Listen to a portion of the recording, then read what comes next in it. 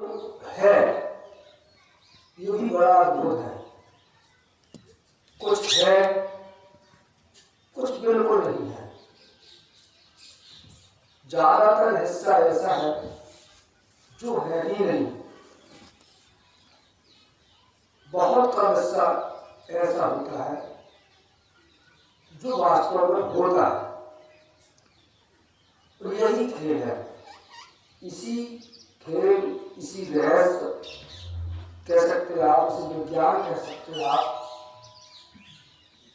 और इसी के मूल को जानना, समझना, इसी को आप भागवत प्राप्ति भी कह सकते हैं।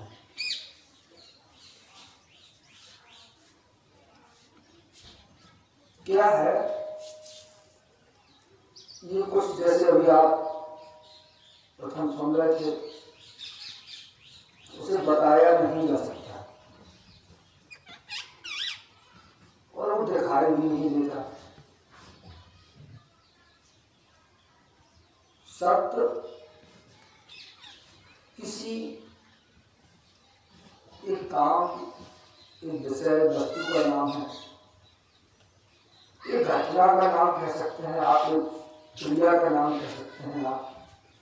इस संसार में हम जो भी कुछ बोलते चालते बात करते हैं, उस सबको ये हमें एक नाम देना पड़ता है।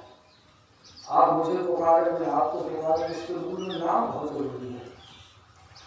और यही नाम भाषा है। किसी भी काम, कोई भी काम, जब भी हम कोई काम करते हैं तो कोई नया चीज खोजता है, उसको एक नाम देना पड़ता है। उसके बाद वो कैसे काम करती है, उसका तौर तरीका लिखते हैं, वो परिभाषा बन जाती है। लिखने वाले ने कोई चीज लिखी, वो उसी को पता होती है। कितना क्या समझ पाया, वो कैसे लिख गया, क्यों लिख गया।